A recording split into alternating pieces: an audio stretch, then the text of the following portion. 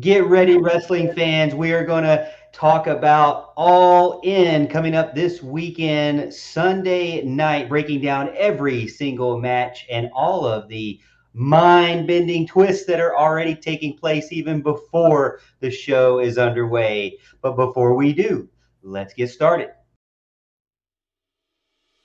Welcome to the And Still a Wrestling Podcast, your weekly podcast covering the latest in the world of professional wrestling.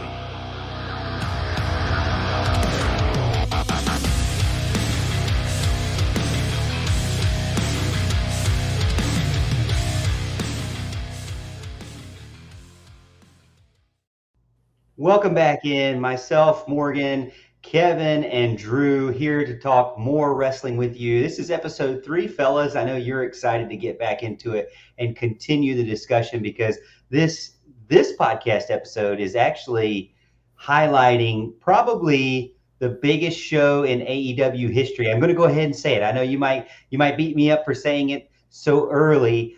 It may not be the best card, and we will discuss that as we go through, but it is the biggest show as far as production value out there, in my opinion. So again, this Sunday is going to be AEW All In, not to be confused with All Out, which is also going to be soon after. So, but we're going to talk about AEW All In, the entire match card, starting from the pre-show all the way to the main event. Before I do, let's welcome in the co-hosts of the podcast. First up, Kevin. How you doing, Kevin? Doing awesome, man. And listen, everybody knows what opinions are like, right? I think the most important AEW show wasn't an AEW show. It was the original All In before AEW was even created, because without that show, we wouldn't have what we know today as AEW. And that's my thought. A lot has happened since that very first show, and a lot of people, including us, talked about how we were skeptical of whether or not they could pack out the stadium and reach their goal that Tony Khan set ahead of Wembley Showdown. But Drew, I think you were actually the believer. You always felt like, hey, they could do it. They could sell it 80,000 plus. They could match the WrestleMania 32. They could beat the records, and you were always pretty positive about the attempt to fill the stadium. Thanks, Morgan.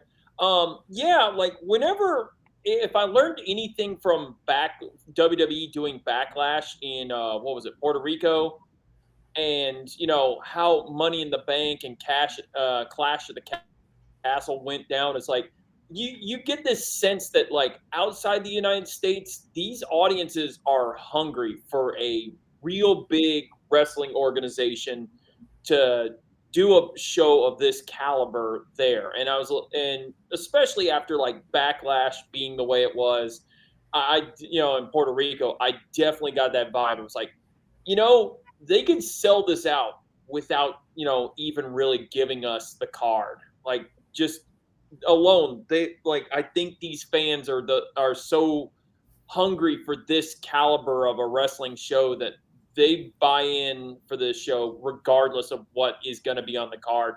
And that said, despite that, what we have our predictions of what the card is or is not going to be good, I really think this crowd shows out for this show. I think you're going to have a very energetic, very lively crowd at this thing.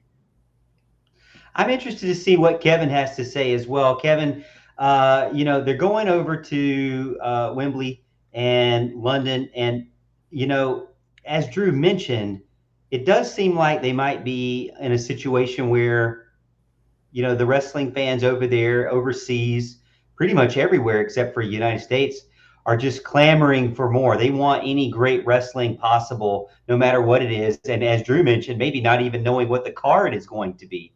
Do you agree with that? Well, let me first say, the sight of Drew sitting in his bathrobe, stroking his AEW replica championship is quite disturbing to me. I have a bathrobe? I hope that's a bathrobe. That is not a bathrobe, yo. It looks like a big white t-shirt, Kevin. It's a t-shirt, yo. And yeah, I think what we're seeing is pent-up demand.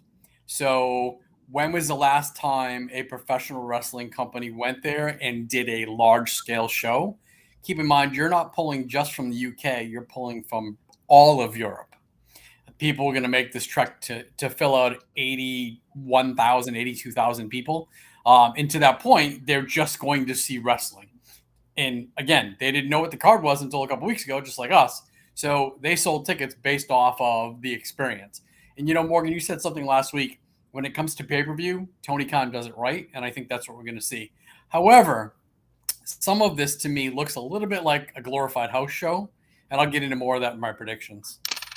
Yeah, that's interesting. You mentioned the glorified house show because that's how I kind of wanted to start it with some of the adjustments. Now, we know anything can happen in the wrestling industry, and we know that it often does happen where things have to get moved around, and that match that you were always wanting to see doesn't end up being coming to fruition because of an injury or whatever may go on. But recently, Tony Khan came out and said that not only did he have some, just random, this is life events happen that caused the card to change, but also he had some things where he felt like he pre-planned some things a couple of weeks in advance. So the original card wasn't what he had put out there originally. I don't really know what he means by that, but he said, quote, "There'll be some adjustments to the card. Some of them have been planned from the beginning," which that's what gives me some confusion there. So he's talking about something's already been discussed, and then some of the things they're dealing with were on the fly. He said, quote, "Also, I would love it if the first thing I write down months ago for a pay-per-view card was actually what came to life." So, Drew, what do you think about those comments about some of the things that were planned and some of the things that were on the fly? Planned, I am not sure what he's getting at, and I guess we're gonna have to play that one by ear and find out at the same time as everybody else does. And as far as like on the fly, it's like, why do I get the feeling we're going to talk about this when we talk about what we think is going to go down to the tag team title match? Kevin, I know that you're the guy of the rumor sheets. You've seen a lot, read a lot. Obviously, Tony Khan mentions and admits that it's rarely the case that when you plan something out months ago, it goes exactly as planned. So, are you shocked or surprised by any of the things going on right now? Now that we are literally 5 days away, and as our listeners are listening, 4 days away. So let's look at what we know. There are 4 people who won't be there. Number 1 is Bryan Danielson. We know he broke his arm, and obviously that was not in the cards for him long term. And I'm sure they would have liked to have had them in England, had him in England. Jamie Hayter with some travel visa issues. She was part of a very prominent angle. We're not going to see her. Pac, who up to 3 weeks ago was going to be part of this pay-per-view. We all knew it. They set up that big angle between him walking out on the Blackpool Combat Club. And now we scrapped that. And we just learned today that Ray Phoenix isn't going to be able to travel to England. So we know that they're going to do a quote-unquote injury angle tomorrow night. Possible things that he couldn't have foreseen. Probably what went down with Cash Wheeler this week, which I'm sure we'll talk about in just a moment. And then, other scenarios. People are sick. People are hurt. Last minute, couple days before the show, so on and so forth. And like I said last week, that's one of the big concerns I have with putting Cole and MJF on a pre-show. They could get hurt. So, yeah, it's kind of interesting, right? Let's go down that rabbit hole. All right, Drew. Let's say that we're at match 1, Aussie Open, the Ring of Honor World Tag Team Championship, 0-hour pre-show match versus MJF and Adam Cole. What happens if one of those guys get injured? If you were Tony Khan, I'm not giving you the money. I'm just giving you the power to make the decision here. And even in a fictional world, okay? No money, no actual power, just fiction. But what would you do if one of those major guys got hurt in your pre-show? In the world of professional wrestling, you improvise. Most likely it'd be one of those things, like, depending on how bad the individual is hurt. The good part, and I guess the reason they feel like they can get away with this, is because they're going to put that on the pre-show. And if something were to go wrong, you've got a solid, 3.5 hours probably to figure out how to work around this situation, whether you shorten that match, or fill it in with somebody else who, could take the spot or something like that. But let's be real, man. This is pro wrestling, man. You're going to put these two guys in the ring with Aussie Open and hope for the best and hope everything goes off without a hitch. Kevin, again, we're going down the rabbit hole here, way off topic of what will actually happen or the actual card. But if one of those guys gets injured, as you've mentioned now 3 or 4 times, you're concerned. In all your wisdom, what would you do? So, Morgan, there's a great documentary, and there's one sentence on every single wrestling card you'll ever see in history. Card subject to change. Yeah, I've seen that before. I don't want to get into how I think they're going to handle this until we get into predictions, but I have some ideas. All right. He's going to tease it for us, so he's going to wait for us to get to the end of the show before we get into it. I mean, that's literally what we're dealing with here. It's like you said, if something goes wrong, it's like we're going to have to improvise. And here's what I would do. I'm just going to go ahead and tell you what I think I would do. I would do. I would throw one of your main eventers into it. I would throw CM Punk. I would throw Kenny Omega. I would throw somebody into it to make up for the mistake or the accident that whatever could or could not happen. But again, we're just going down the rabbit hole here. Let's actually get into the first match, and that is again Aussie Open, the champs versus MJF and Adam Cole, Ring of Honor World Tag Team Championship match, 0-hour pre-show match. Drew, we'll start with you. First thoughts on the match and how it could possibly go. Do I think the match will be good? It probably will. It'll also probably be, I think, inherently short. It's like I think, what was it last week when we were talking about this? I dug the idea that I think Kevin was going with, that MJF maybe bails on the match, but then and leaves Adam Cole to deal with it by himself. But I think after watching Dynamite this past week, I was like, no, MJF's going to be in that match, and he's going to try to make that kangaroo kick thing work. Realistically, I'm leaving this. It's like I'm leaving this as for my prediction on this. Like, I can maybe see Cole and MJF actually getting the win somehow, but like realistically, I think it'd be stupid. It's like I just don't see him taking the ROH tag titles off Aussie Open. Call it disqualification, count out, interference, or something like that. Titles aren't changing here, but I can maybe take Cole and MJF winning. Kevin, I know we mentioned this and teased it on our last episode, but we really don't see the belts changing. Do you still feel that way now that we're getting closer? So listen, I'm going to do my best Heyman here, and I'm going to give you a spoiler, not a prediction. The only people that are going to get hurt in this match are Aussie Open. And the reason being is they're going to get basically made to look like a second-grade talent. And what I mean by that is I don't think this match is ever going to go off. I think it's going to be a schmoz. And I think at the end of the day, they're going to hold the belts. But this is going to set up what we see in the main event later. It's almost like a big teaser, and Aussie Open is just the vessel to get them there. Now, again, how did we get here? Now, refresh my memory. How did we get to a point where they're even wrestling for this match? So in the past, the only belt I believe that Adam Cole didn't hold in Ring of Honor was the tag team belts. So he had mentioned that, and if I'm not mistaken, MJF said, well, let's challenge for them. Something along those lines. Drew, can you keep me honest there? Say what?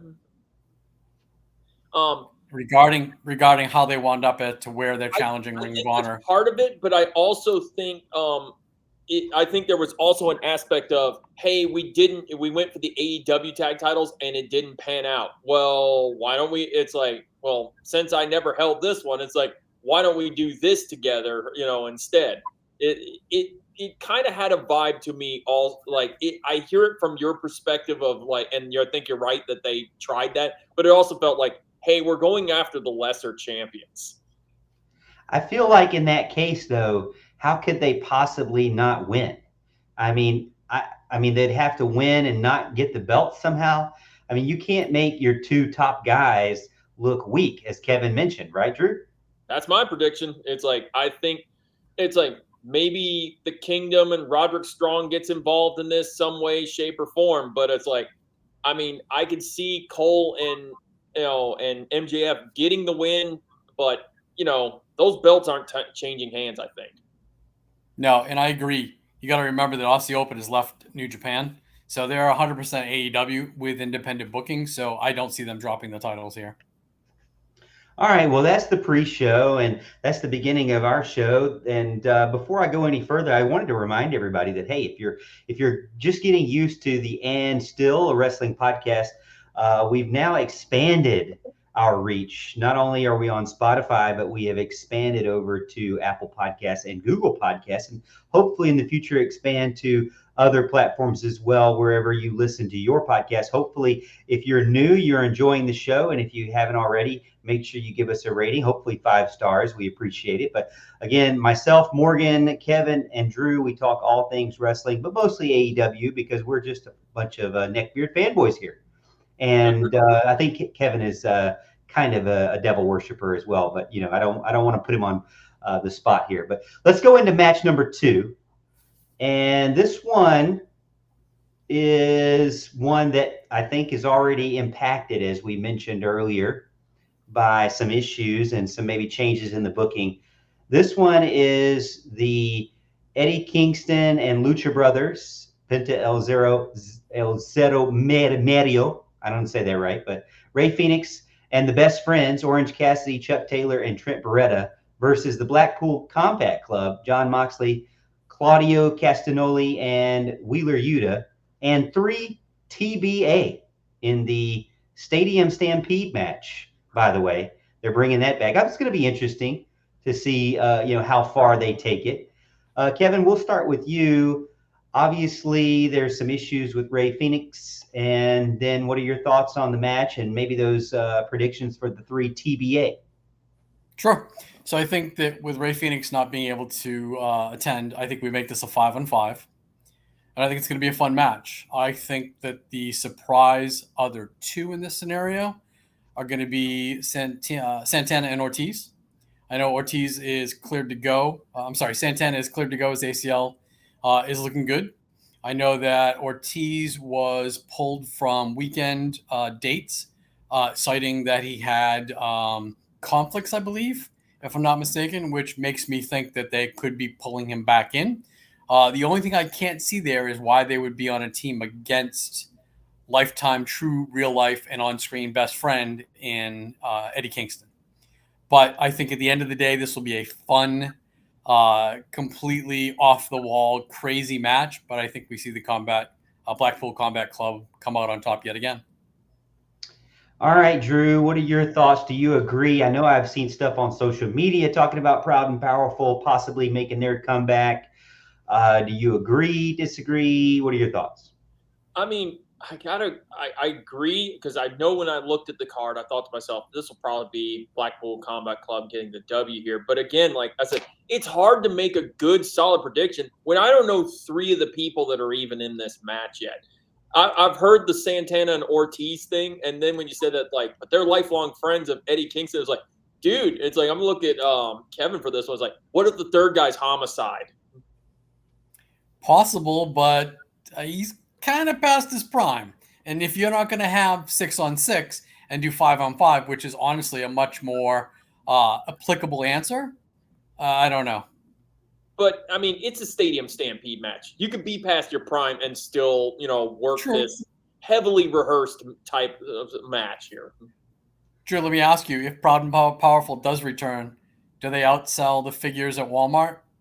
Are they going to be hard to find? It's like Santana and Ortiz have never been gone. They've just been sitting on the pegs of every Walmart, Target, and every other store that sells AEW figures. So what's your call here, Drew? I got, like I said, I looked at it originally. I was like, Blackpool Combat Club will probably get the win here. It's like, really, if you want to dumb this down, like, which one of these do I think is going to win? It's like, well, let's just dumb it down to this. Who do you think they're going to have standing tall at the end of the day? Orange Cassidy or John Moxley? It's one of those 2. Both of those guys are their boys. It's one of those 2. Yeah, I agree. And I'm like, Mox. Yeah, I say Mox. And Yeah, Morgan, the what do you problem think? is John Moxley is just he's to me, if you didn't have him on that other team, then I think that team can lose. But when you add John Moxley to the Blackpool Combat Club and to that mix, it's hard to see a reason why they would have John Moxley lose at all. And maybe I mean in a Stadium Stampede match, is it falls count anywhere basically kind of thing? Yes. Yes. And there's no elimination or anything. What do you think about in the scenario that they're in the stadium that they're in? Do you think it will still work? Because when I think of the Stadium Stampede, I mean, I actually did like I believe it was the COVID year where they did it in the Jag Stadium. That was actually a really, really fun one. But it was also, to me, just really fun for its time.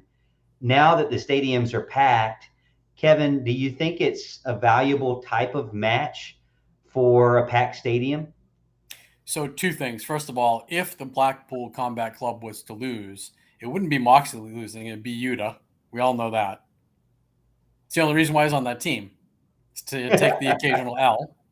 And yeah, I mean, we see them do arena type matches often, like I'd say quarterly, where they're going into the crowds, they're going outside. You pull the old ECW and go out on Swanson and Rittner. I definitely think it's possible. They section off an area in the arena that they're gonna basically plunder. So yeah, I think it can be done. I don't think it can be done to the level of what we saw at the Jaguar Stadium because of the fact that it was empty and they had the entire football field to play in. But I think you can pull off an effective match. Yes. Drew, any final thoughts before we move on to the third match? Yeah, looking at Kevin for this one, it's like let's be real. The highlight of this match is just going to be what insane dumb shit is Eddie Kingston going to do in this match. Good point, man. Good point. I mean, all right. Well, yeah. Go ahead. I was like, last time we saw this man tried to light Chris Jericho on fire. That's where we stand with them. That's where the bar is for this match, man. Maybe he's matured a little bit now going through the G1 Climax over New Japan. I doubt it, though. Now that you guys see me on camera, I know the podcasters can't see me, but do you think I look like Eddie Kingston? Not at all. No. So the guy at the Collision event we went to, the guy sitting in front of me was like, dude, you are literally Eddie Kingston's doppelganger. And I'm like, yeah, I don't see it. Just because I have a stubble. No, you're way more Austin Gunn than you are Eddie Kingston. I definitely feel like I could probably stand in for Austin Gunn, just not with the guns. I'm still working on it though. I'm going back to the gym, but all right. So match number 3. This one I am very interested in because Kenny Omega is my favorite wrestler right now, and I want to see the Golden Elite, Ibushi, Omega, and Hangman Adam Page versus the Bullet Club Gold, Juice Robinson and Jay White, and Takeshita or whatever you want to say, which I wish that they would still kept that going with MJF, but they just kind of quit it, and I thought that was great. Maybe they felt like it would be too embarrassing for the guy to keep going up against MJF with those kind of jokes. But either way, match number 3. Drew, we'll start with you. Thoughts on this match? To me, I don't know the whole history with the Bullet Club, but wasn't Kenny Omega on the Bullet Club? So were the Bucks.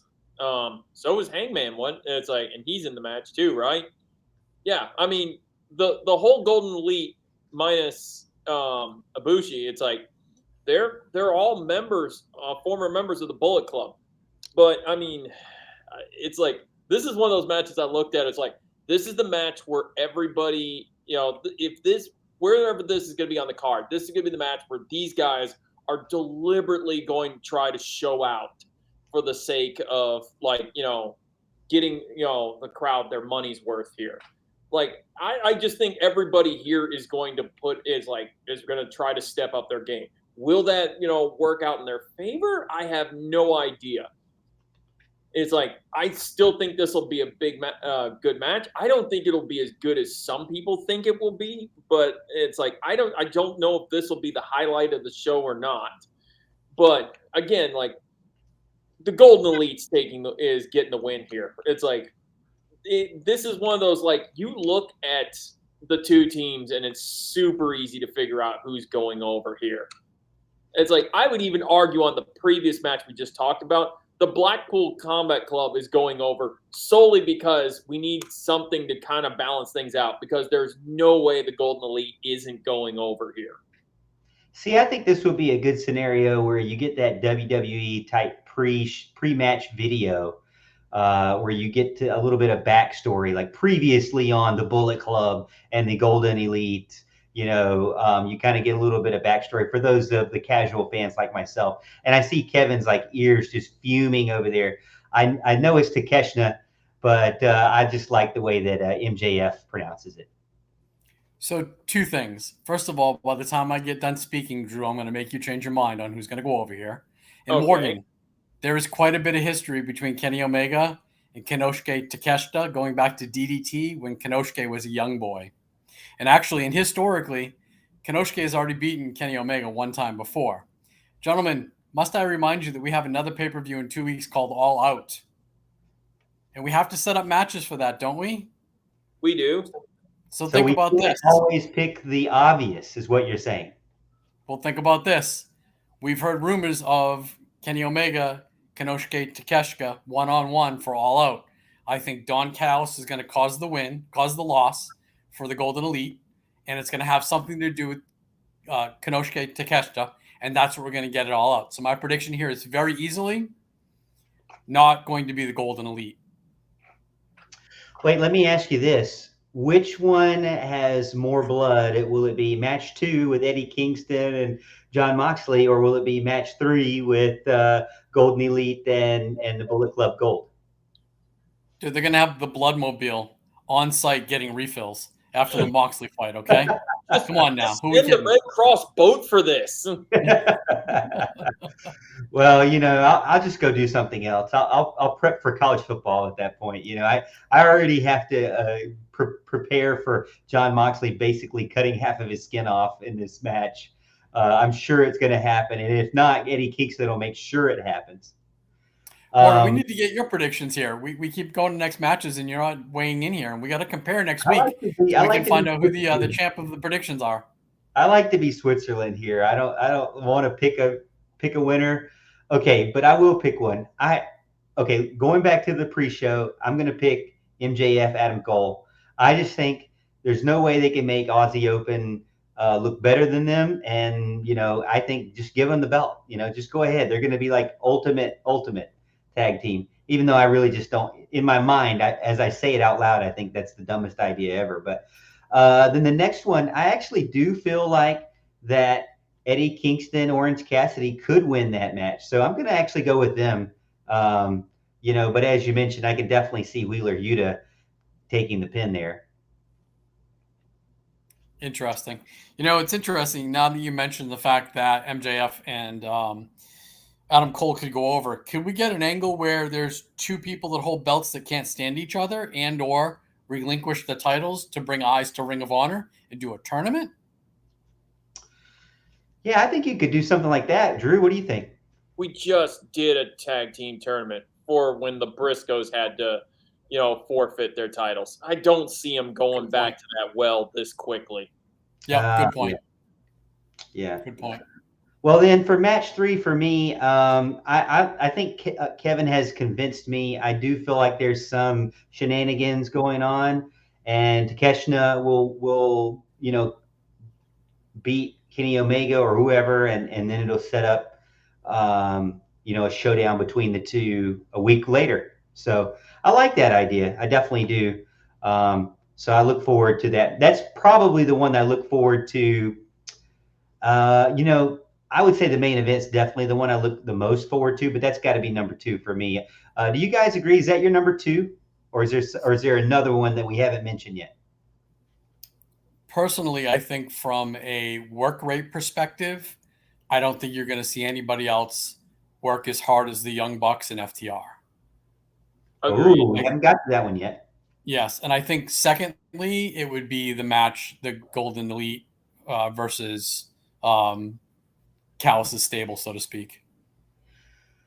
This just in, there is a new stipulation for the FTR and Young Bucks match. I believe that Dax is going to be wrestling for his sentence. So he's going to, if he gets a pin here, he's going to have a lower sentence when he gets back to America there.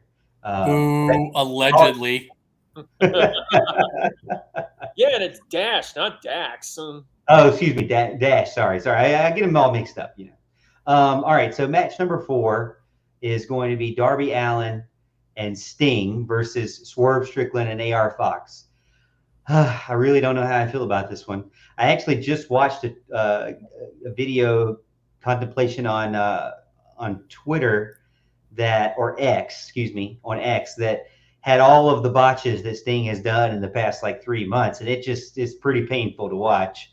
One of my childhood heroes out there just getting busted up.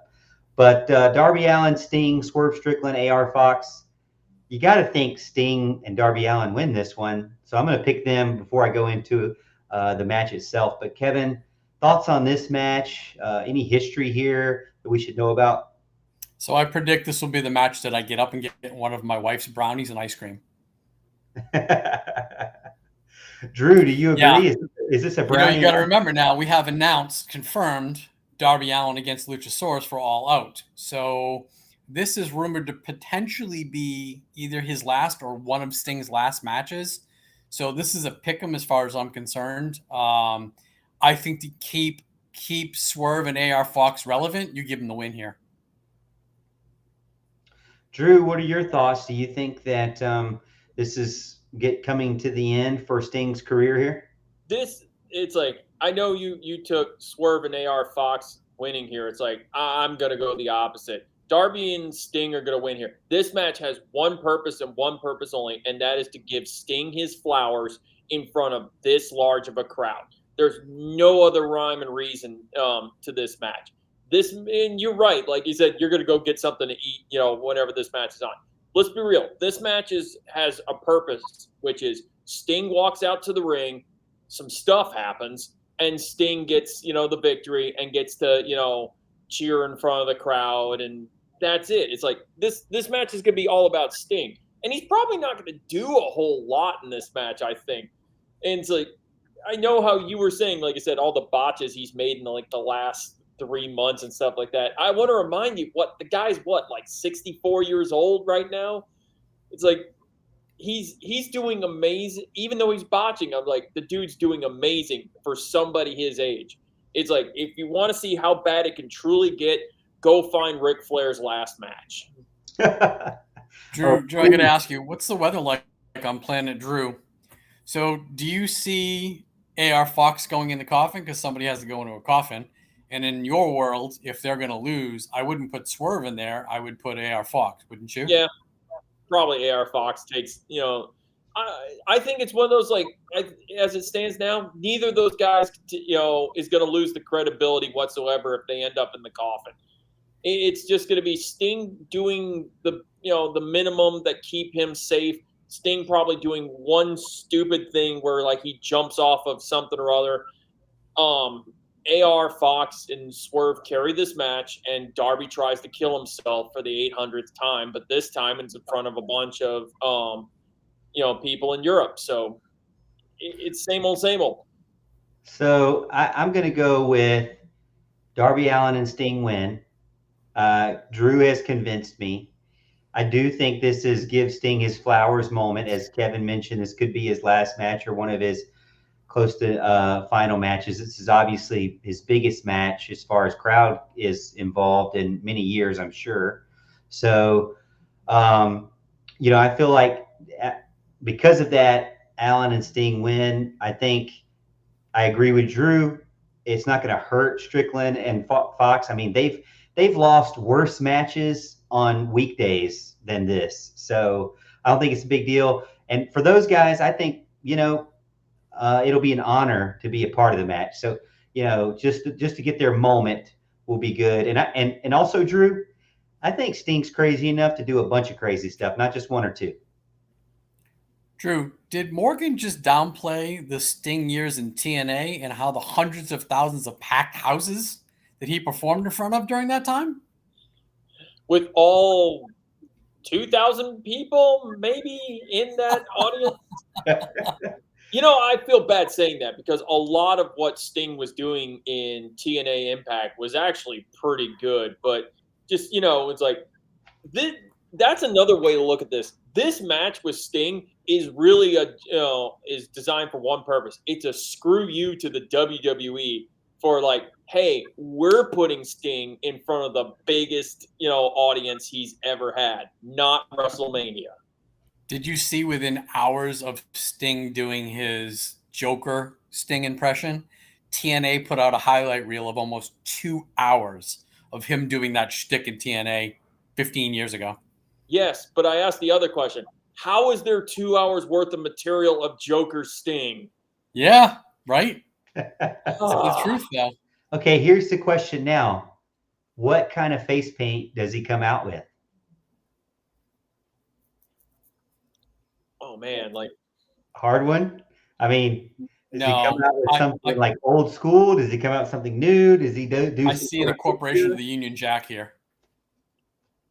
Do you know how cool it'd be if he actually decides this is where he's going to re-add color to the to the gimmick again, and we get like kind of close to Surfer Sting here?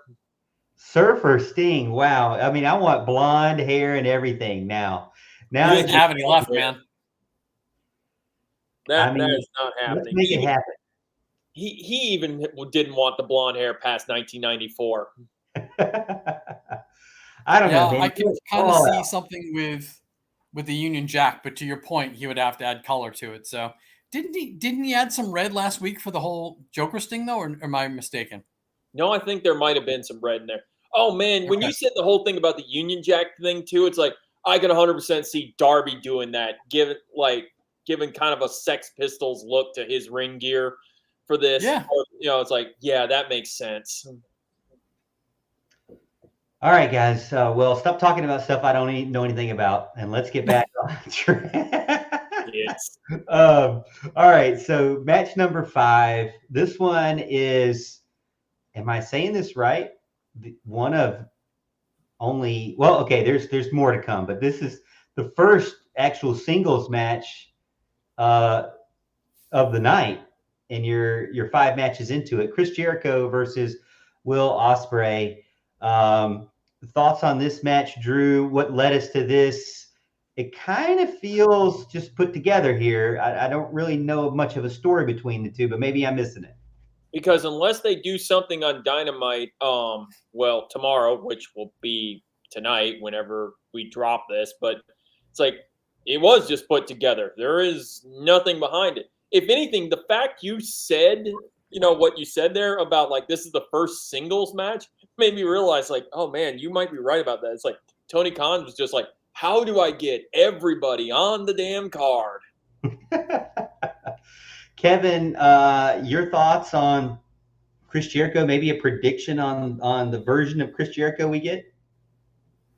So I think we can entirely see the Painmaker regarding a version. And didn't they run this in New Japan before the pandemic? Didn't this match already happen between these two? I know Omega and yes. Jericho happened, but if it did, I've got to be honest with you, I forgot it happened.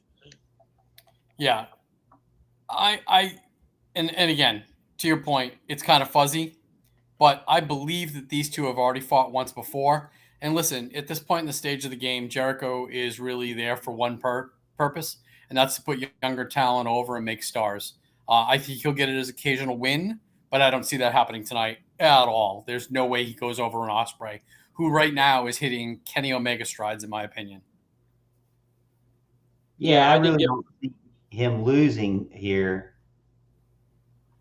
Yeah, I was gonna say like I didn't give him a prediction, but just for the record, it's like I can't see it's like Ospreay's at the top of his game, and Jericho's like you said, he's there doing the best he can to get help the next generation of stars, and Will Ospreay's winning this.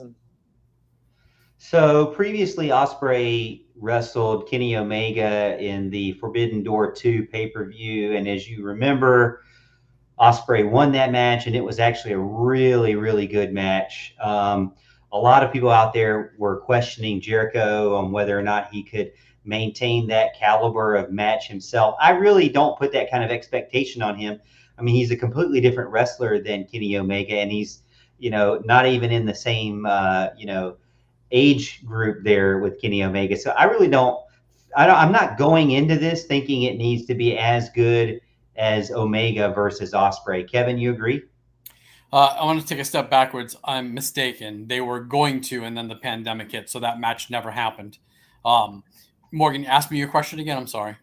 So the question was, some out there saying, can Jericho put on a match with Ospreay as good as Kenny Omega? And Jericho kind of mentioned that, he's a different wrestler. But to me personally, I don't have that kind of expectation. I think I like Chris Jericho. I think that he still has a lot of skill in the ring, but he's not at the same age as Kenny Omega by far, and I don't have the same expectations of Jericho and Ospreay as I did Omega Ospreay. Do you? So a couple things. I think Ospreay is going to work a Chris Jericho match. I will say that over the past 6 months, I've noticed that when Jericho works a solid match, he is exhausted. I mean, the man's my age. He's 52 years old at this point. He's still going in the ring. But any match that he has that has been a very heavy, long, hard match, he looks physically exhausted at the end of it. And that being said, I think Will Ospreay will work a Chris Jericho match. They'll take many breaks. I think Ospreay will do a lot of smoke and mirrors to get Jericho through that match. But again, I think this is just to put Ospreay over as strong as he is. Drew, excitement factor 1 to 10 for you with this one.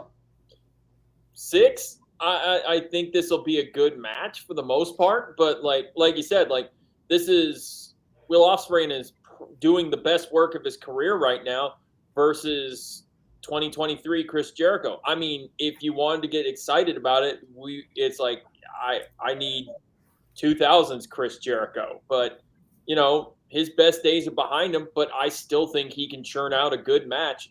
I think it'll be a fun watch, but it's nowhere near going to match what Ospreay and Omega did at Forbidden Door. Yeah, I'm going to go with Ospreay here. I think he's obviously, got more to gain from this match. I think it'll be a good one. Key point on this one too. It's like, Ospreay's coming in here with the New Japan United Kingdom Championship title, and this is basically a hometown crowd for him as well. Yeah, and if we're judging matches on numbers, I'm going to give this a hard 6 or a soft 7. What's the difference? Maybe someday you'll figure that out, Morgan. Blue Chew. I'm not good with math, so just give it to me. All right, so the next matchup is the one we talked about earlier that had some, pre-week or early week controversy, or late last week controversy, I guess, weekend controversy, if you will, of FTR and the Young Bucks. Cash Wheeler, as I incorrectly mentioned earlier, Dax Harwood, but Cash Wheeler is going to be, he's obviously under the microscope right now because of some of his trouble with the law, but he is still going to be in the match and he's still going to be able to travel. So really, honestly, it's a non-issue. It seems like it's not even a big enough issue to cause a belt change here.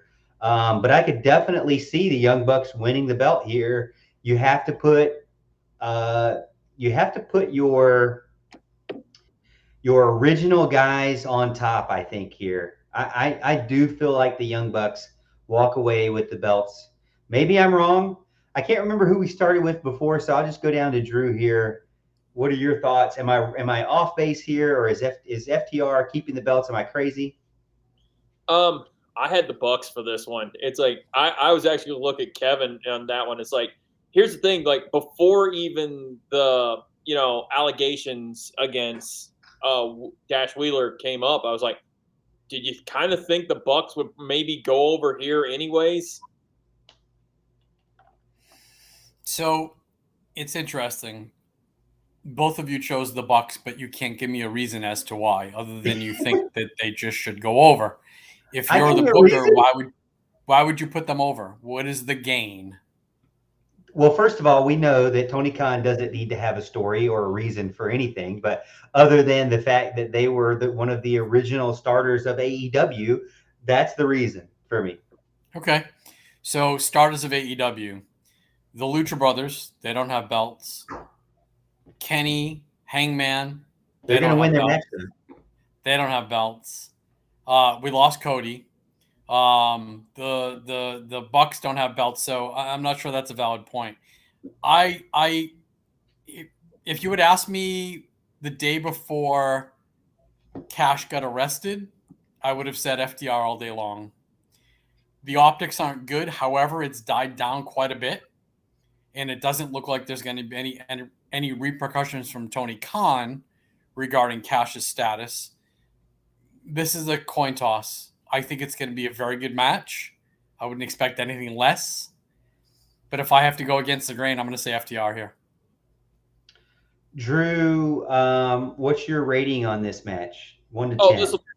This will be like 8 or 9. It really will. This will be probably one of the better matches of the night. But I also think, Kevin, I think you hit on a very important part. It's like I can totally see that with Tony Khan, where he's like, we're going to book FTR and the Young Bucks, and they're going to go out there and they're going to tear the house down.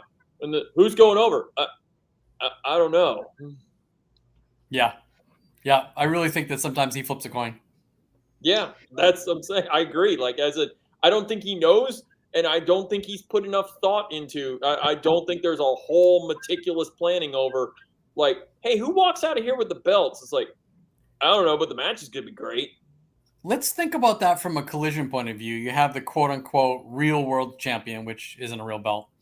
You have Luchasaurus, who's probably going to drop it to Darby.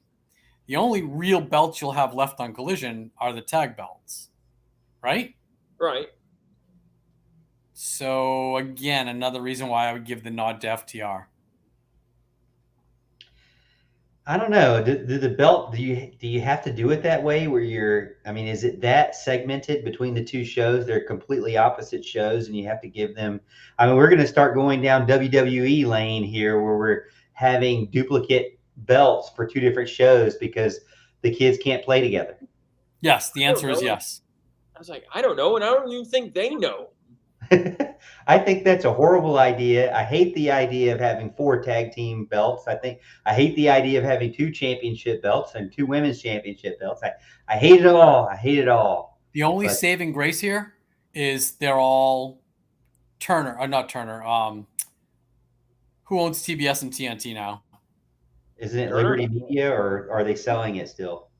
Whatever it's called these days, Turner in name. The fact that they're on the same family of networks, I don't think we're ever going to see that 2 for this, 2 for that. But I think there's some levity to the fact that there are at least a or more than one champion on each show. I have to look that up now.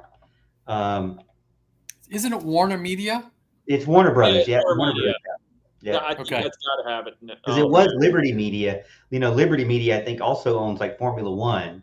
That's how I knew that connection there. But then I think they sold it off, so it's Warner Brothers altogether. Oh, God. Because I thought when you said Liberty Media, I was like, oh, please, not the college. No, not the college, but the big conglomerate that owns almost all the big time stuff out there. All right, so we've talked about FTR and the Young Bucks. Here's my thing. Could you not just have the Young Bucks win and then have an instant rematch the very next week and All Out? Yes. Or take it back. Sure, but you're stealing my thunder. It's like that. That's a Tony Khan thing, man. It's like, oh man, that match ruled. Run it again. You want me to continue to hold on your thunder, or you want to go ahead and let it go? No, I'll hold on. All right. So we'll continue with the rest of the matches of the night. Match number 7. You've got champion Hikaru Shida versus Tony Storm, Saraya, and TBD, which I put TBD. I have not updated this, but it's Dr. Britt Baker, DMD. This one is hard to predict. I know that we have talked about Saraya possibly winning across the sea here and in front of her kind of hometown area. I get that. Tony Storm to me doesn't seem like the proper one because she just relinquished it and lost it to Sheeta. And then Britt Baker, I think, is just one of those. Hey, you've been with us, and you're the girlfriend of one of the best friends of the best friends who were the starters of this. So I think she's just part of it because she's in the clique, for better or worse. But I didn't used to think that about Britt Baker, but right now it just seems like she's kind of hanging on just because let me take that back. Everybody at least knows her. So Kevin, we'll start with you. This is the first and only women's match of the night. Thoughts on it? How did we get here? Rating? Yes, I predicted I'll walk my dogs during this match. Ouch. So fun note. Britt has announced that she's stepping back from her dentistry career to focus on her pro wrestling career. That's a true story. Listen, this was tailor-made for psoriasis, whatever her name is. Her family is the equivalent of the Hearts in that area of the world, and I wouldn't expect us to see a match where her family is not involved. She has a father, a mother, and a brother who are all pro wrestlers, and they will all be there. I fully expect her to go over, and I don't see it happening any other way. Drew? Really? It's like that's all the ranting we're gonna get here. It's like after everything you've said about the state of women's wrestling, it's like okay. Yes. You know what else, Drew? I hope they don't embarrass themselves. It's like, yeah. I was like, look, I'm with Kevin on that one where I'm just like this man. It's like I could see Tony Storm getting the win. It's like I think that's not out of the realm of possibility.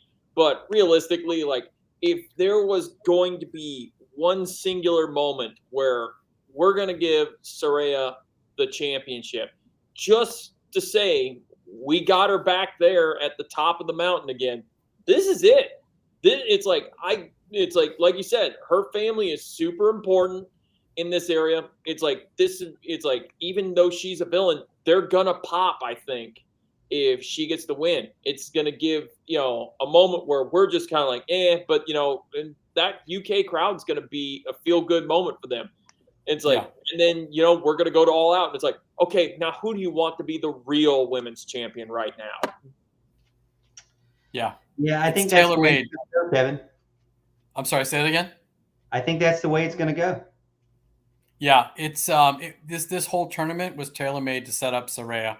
They dropped the belt off Tony Storm for an interim champion in Sheeta. They did the right thing by Sheeta. They gave her the belt for a couple of weeks, and now they're going to put it on Saraya. And Drew, to your point, I think we are going to run it back at All Out. Yeah, and the other thing I started thinking when you're mentioning that is like, if you've paid attention to what they're doing with Tony Storm right now, it's like she can't get the W after all, I think. Because I think the whole thing is that like she's slowly kind of like losing her mind about the fact that like she like she's playing the 1950s washed up, actress and stuff like that. That gimmick doesn't work if you put the women's title right back on her. Exactly. That's why when you said that there's a possibility, I was like, what are you talking about, Drew? I don't think there's any possibility at all. Go ahead and scratch Tony Storm off the mat, off the win list there. She's not going to do it. I could see Sheeta keeping it. I could see Britt Baker keeping it because of what I mentioned earlier about Kenny Omega and the Young Bucks. But I feel like it's Saraya's time in London. Calling this one right now, Kevin. It's like, do you think it's like, does Kevin make it through the rest of the pay-per-view or take a giant gap in the pay-per-view if Britt Baker gets the W and wins the title here? It would make no sense. It wouldn't make any sense. I as much as I'm a Britt Baker fan, or at least was a Britt Baker fan, I think her past couple of months have been less than desirable as far as working goes. But I do feel like it would be very, very weird. if anybody else goes over, look at the optics. They're going to get booed. And you don't want to see a champion that's crowned that night get booed. No disrespect to Britt Baker on this one, but like when I watch WWE and you see certain things happen, we have that moment. I have that moment where you're just like, God damn it, Vince McMahon. It's like, I feel if Britt wins here, that's my God damn it, Tony Khan moment. Good point. There's got to be at least one of those in every show. Yeah. You know, talking about one of those moments in the show, my question is this, and I don't want to force you to have to go back, but I'm going to do it. Who do you think up until this point, we're getting ready to get into the main event. Up until this point, who gets the biggest, excuse me, I'm skipping the real world champion main event and then the actual world champion main event. So we'll call them both main events here to make me correct. But so far, who do you think gets the biggest boo from the crowd? Who do you think gets the biggest pop from the crowd so far? Not including the last four guys, but anybody? Saraya gets the biggest pop. As far as boos, Don Callis. I was about to say, it's like if Don Callis opens his mouth, there you go. It's like biggest pop. It's like, yeah, it's gonna be one of the hometown people here. Saraya has a really good chance. I think Tony Storm comes in and gets a babyface pop. I think previous ones, like I can see Claudio's gonna get a pop. It's like Ospreay's gonna get a pop. Who do I think? It's like, but if Don Callis doesn't open his mouth, I'll tell you right now, it's like I have a suspicion of this one. Who gets the big boost? CM Punk. Oh, well, hey, you're getting into the main events here, or at least the next match. Can I have a question? I just want to do a quick geography test. Where is Tony Storm from? She's from Australia. Yeah. Is that in Europe? No. It's they speak the same. Why would you get a babyface pop, Drew? Because because Australia's like England's little cousin that they associate themselves from. It's like Canada. They're in an apartment over a really cool house. It's the Vince McMahon thing. Damn it, it's close enough. Listen, this is a wrestling podcast. It doesn't have to make sense. You understand. Right. Never apply logic to an illogical business. It's just Asia to him. All right. So match number 8, CM Punk, the real world championship match, and the real world champion, which I don't know why you don't acknowledge CM Punk as the champion. I mean, Kevin, it's just a bunch of disrespect. Look at this. I've got one of these right here. I'm as legitimate as the real world champion. It's like for the people listening to podcasts, I've got the AEW replica belt here. It's just like this is about as legitimate as the real world championship is. Yeah, wow. I don't know. If I come over and take a bigger dump in your toilet, Drew, I'm the official champ. Is that the point? Who did you beat Who did you beat to get that? You do not come over here and wreck my toilet. So CM Punk versus Samoa Joe. Again, I started with Kevin last time. We'll go to Drew this time. Do you feel like it's lost its thunder considering what we mentioned previously about rushing the match? And the last time they met was just kind of a cluster. Look, man, this is the match where I think everybody expects somebody to show out, and it's gonna be underwhelming. And the bad part is I'll call y'all on it right now. I don't think it's gonna be Samoa Joe that screws this match up. I think CM Punk is still very capable of delivering a really good match, but this whole best in the world thing, it's like, let's be real, man. He ain't even the best wrestler in this company right now. But will he win? He'll win. It's like, because it's like Samoa Joe winning would be like the biggest mind fuck to me on this entire, show. Kevin, do you think that this match, do you feel like that CM Punk will be able to have a good performance in this match? Because I know that he recently dressed up and did his GTS, and it looked kind of sloppy. So, first of all, Tony Khan has taken a huge shit on the Joe versus Punk history by hot-shotting what they did 2 months ago. And now they're running it back with very little fanfare. And to Drew's point, I don't see any other outcome than to put CM Punk over. But in my opinion, Tony Khan murdered CM Punk versus Joe. Do you feel like there's any way, like any percentage, Joe could win? Well, 8 1/3. isn't he on TV as a character under a mask as a clown? I forget what it's called. It's based on a video game. Sweet dude. Twisted Metal. There we go. Twisted Metal. So if you wanted to do a tie-in, I guess that's really, really stretching it. I don't see Joe winning here. I just don't. There's no harm, and if he was to win, the whole real world champion angle dies, and it would just, like I said, I think it's bad booking to begin with, and why would you birth something a month ago just to kill it now? Go ahead, Drew. It's like, side note, it's like, Morgan, thank you for the unintentional setup there. I appreciated that. What percentage do you have Samoa Joe winning? It's like 8 1/3. He has an 8 1/3 chance of winning at Steiner math. All In.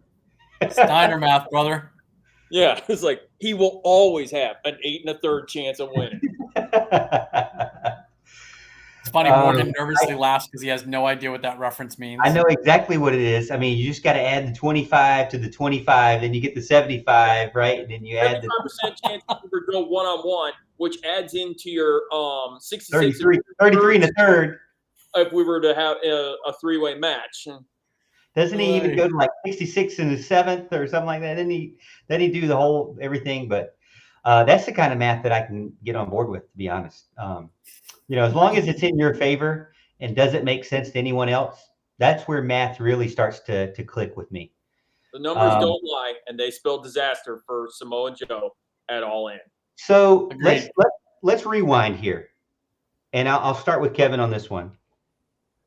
What would have been the proper way of handling this? Handling, you mean the history of CM Punk and Joe? Yeah, because let's go back 2 months. Let's say the match hasn't happened. What would have been the proper way of handling this? You have to smarten the AEW crowd up as to what they've done in Ring of Honor. And that would be smart for Tony because that's going to put eyes on Ring of Honor. People are going to want to go back and watch those matches. So then you're saying you put a video package in. It's almost like he doesn't know that his fan base is not a big Ring of Honor fanboy like he is. Well, again, you just crushed all of that history, and you bought a company just to crush it. That doesn't make any sense. This isn't Succession. So I would build a video package, and I would have had this built for 2-3 months with the payoff being at All In or All Out, and that being your headliner. Because then you can believe, well, geez, they put so much behind this, and they're fighting for Joe's Ring of Honor. What does he have? The TV title? Is that what that is? ROH TV. Yeah, the ROH TV title. There's a possibility that CM Punk could win this, or that Joe could lose this, or vice versa. Just putting these two out there and expecting us to know the history for most people doesn't work. I would book it long term. I would book it 3 months of them not touching and never let them touch until the final match when they have it in a big pay-per-view. That's how I would have booked it. Kevin, again, thanks for the other reference on there. It said why would you buy a country and then ignore the history and destroy it? I was like, yeah, because this isn't WWE in 2001 when it buys WCW and ECW. Right. It's like, oh crap, did they run that shit into the ground in a hurry? Yeah, the more we look at AEW, the more we're seeing the mistakes of the past. You would think that in this day and age where we've moved so far ahead, that cooler heads would prevail and people would basically point out the route he's going down and how it's basically done for other companies in the past. Again, it's so easy for us to see because we're not involved. Maybe it's not as cut and dry on the inside. That's all I can think. But to his defense, everything he's done with Ring of Honor, no matter what, has not been as bad as what WWE did with WCW in 2001 and ECW in 2006. Agreed. Those are like the bar for how can I screw up a company I didn't start off with in the first place. Agreed. You're right. He could have had the Texas Chainsaw Massacre happen in a Ring of Honor. ring. Oh God, that would have been on par. But like I said, it's like I'm trying to think like what ECW did back then that was like the worst. But it's like, I'm not gonna lie, man. The Texas Chainsaw Massacre match was kind of on par with that. Yep. But they made $100,000 and they gave it all to Hawaii. So good on them. And it was so bad, it was fun. I mean, really, who cares? We're gonna look back and laugh in history, but it made money for people that need it, and I'm good with that. Fair answer. I mean, like realistically, we're probably all gonna have forgotten about that match by All Out. All right, so match number 9, final match of the night. The champion, MJF, Maxwell Jacob Friedman versus Adam Cole, baby, in the actual AEW World Championship title match.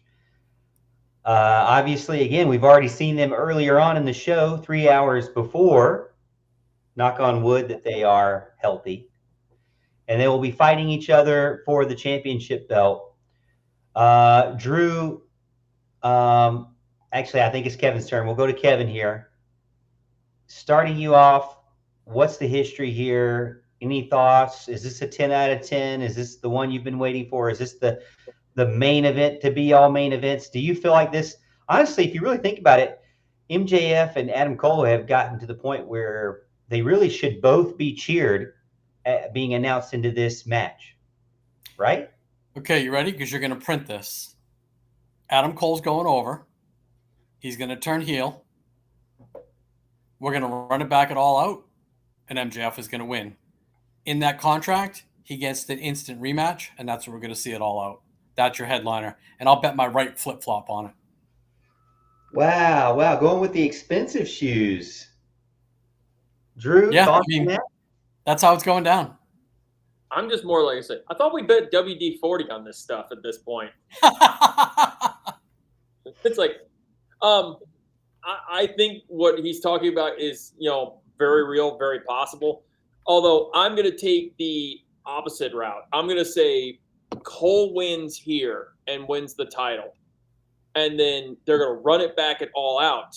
And that's where Cole is going to use interference or something to keep the championship. I think we're ready for the point where it's like the audience has really warmed up on MJF lately, and I just think we're ready for that point. Maybe where MJF's chasing the title as the face. Maybe I could see it happening. But yeah, I'm with you on this one. Like if MJF stabs Cole in the back, I don't see this being as fun or great as Cole's the one who stabs MJF in the back here. Just to be clear, I'm not predicting what's going to happen at All Out. I need to see what happens at All In, but I know that Cole is going to go over, that we're going to get that instant rematch, and then I'm not sure what's going to happen at All Out until I see how this match goes down. But we're going to get that quote-unquote dusty finish. Adam Cole will hold the belt, and we'll see what that looks like optically when we go off the air and see how that leaves the fans, and then that will determine the outcome of All Out, in my opinion. Ooh, wonder if they do the thing where it's like Adam Cole wins, but they do it's like it was just by barely, and and they kind of do the oh well, I'm sorry, they hug, and and MJF's genuinely happy for his idol and stuff, and then that's where Cole's like, well, I'm giving you the rematch here, and then when they do go to All Out, that's where he does the heel turn. Yeah, I don't know. That's interesting. Morgan, what do you think? Come on, Morgan, tiebreak us. I'm messing around with the windows here. Sorry. I can't give you the tiebreaker because I'm clicking windows. All right. So I really don't like picking matches. You guys know this. You guys keep putting me on the spot, and I just hate it. I know you're trying to convince me that Adam Cole is going to go over here. But to me, I don't know. I mean, how could you not have MJF as your face with the title right now? I mean, he's got all the fans eating out of the palm of his hand. I don't think that he needs to be put into some sort of chasing Adam Cole or getting back his title or anything like that. How do you But then how do again, I you think as I'm saying this out loud, I think, well, wouldn't Adam Cole then be squashed if he ends up losing this match and he loses all his momentum? So then We're you're not building up a stable of, which is their problem right now, in my opinion, which you're not building up a group of guys that can kind of rotate through that heavyweight title. we're how do in you London. not reward Adam Cole from coming back from what was potentially a career-ending issue by not putting the strap on him? We're in London. We're here in London for one opportunity. And it's like this is your singular chance to send these people home happy because this is the main event. You gotta. It's like if you're gonna be here once and one time only, send them home with something that makes them happy. It's like it's gonna be Cole going over because MJF. It's like is gonna be MJF. We're gonna be super excited to see him. We're going to have the intro, but after that, it's like the second the bell rings, everybody in that place is looking for Cole to get the W. And I think we could see a double turn. I think we could see Adam Cole turn heel and MJF become the cool face. Yeah, that's pretty much where I see this go. And then, like I said, it's like I think your point stands. It's like, what if MJF is not just the cool face? He's also the smart, face who knows how to swindle his way to, getting his opportunity to get the belt back. Yeah, and he's somebody who doesn't need the belt. His mouth is a belt, in my opinion. He doesn't need the belt anymore, at least. He needed to get it at least once and, and run the course. But now at this point, it's like it's going to be this with occasional his whole thing about the bidding war of 2024. So here's the deal. Now that we've gone through it, adding in those last two matches, do you feel like that CM Punk is up there in the getting the boos? And do you feel like Adam Cole is up there in the getting the cheers? I think MJF and Adam Cole will get a lot of cheers coming down to the match. No, I think, again, the biggest pop is going to be Saraya, and the biggest boos are going to be Don Callis. I agree with that. Don Callis part. It's like, but I need him to open his mouth. I think if he just comes out with the thing, it's like it'll be a tame, response, from the crowd. But if he gets the mic in front of him, that crowd's going to crap all over him. All right, last question of the night here. Any of these matches potentially 5-star matches? Yeah, FTR and Young Bucks has all the potential in the world to be a 5-star classic. I will agree with that. Cole and MJF could get there. Exactly. I can't say I agree with you 100%, Drew. It's like but the rest of it is like no. It's like it'll be fun. It'll be great. I think there'll be a lot of high-ranking matches. As much as Kenny wants to throw a 5-star match out here, it's like not with who he's working. If it was straight Omega and Takesha, like. Yeah, I'd say they're going to pull a 5-star here. I think I'll predict that Moxley's going to bleed as much as Samoa Joe sweats. I believe Eddie's going to bleed just as much too. Well, just turn your television to black and white for poor Morgan during that entire match. No, I can deal with it. I just don't like it every single week, every single match. I mean, it just gets kind of old for me at that point. But all right, fellas. Well, hey, thanks for being a part of the show and talking more about wrestling and getting us ready and hopefully you ready for this year's All In, AEW All In London at Wembley Stadium coming up August 27th. And it'll be Sunday. It's a packed house in Wembley Stadium with a lot of great matches. We've gone through them. Make sure to hit the rating and give us a comment on what you think. If you agree with us or disagree with us, we'd love to hear from you as well. And don't forget to subscribe over to our different platforms, wherever you listen to podcasts. Again, on behalf of Morgan, Kevin, and Drew, this has been the And Still a Wrestling Podcast.